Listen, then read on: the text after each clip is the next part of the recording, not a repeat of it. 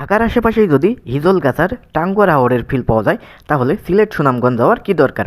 এই ভিউয়ার্স আসসালামু আলাইকুম, কি অবস্থা সবার? ভাই ব্রাদার নিয়ে চলে আসলাম গরিবের বিখ্যাত টাঙ্গুয়ার হাওরে। তো এই টাঙ্গুয়ার হাওরে আসার জন্য আপনাকে অবশ্যই গাজীপুর চৌরাস্তা থেকে হেরিকেন রোড ধরে তারপর নতুন বাজার থেকে চলে আসতে হবে তুরাগ নদীর পাড়ে। এখানে কিন্তু বেশ জমজমাট একটা এলাকা। তারপর আমরা একটা চায়ের দোকানে ঢুকলাম। চায়ের দোকানে ঢুকে আমি আর এক বড় ভাই ২ কাপ স্পেশাল চা খেলাম। চাটা বেশ মজাই ছিল কিন্তু চিনি কম। এরপর আমরা আবারও বেরিয়ে পড়লাম। তারপর আমরা নির্দিষ্ট স্থানে গিয়ে নৌকা নেওয়ার চেষ্টা করলাম। এখানে এক একটা নৌকা ১০০ থেকে ৫০০ টাকা পর্যন্ত আপনি যতক্ষণ থাকবেন ততক্ষণ কন্ট্যাক্ট করে নিতে পারবেন। তো আমরা ২০০ টাকা দিয়ে একটা নৌকা ভাড়া করে নিয়েছিলাম। এরপরে আমরা আস্তে আস্তে সেই নৌকায় উঠে গেলাম। এর মধ্যে কিন্তু হরেক রকমের পাবলিক আছে, কাপলদের জন্য নৌকা সাজিয়ে রাখছে, মানে মূলত এটাই এদের ব্যবসা। এরপর দেখলাম একটা লঞ্চে ডিজে গান বাজিয়ে, আসলে শুক্রবারের দিন এরা পিকনিক করতে গেছিলাম। তো এর মধ্যে অনেক মানুষই আছে অনেক রকমভাবে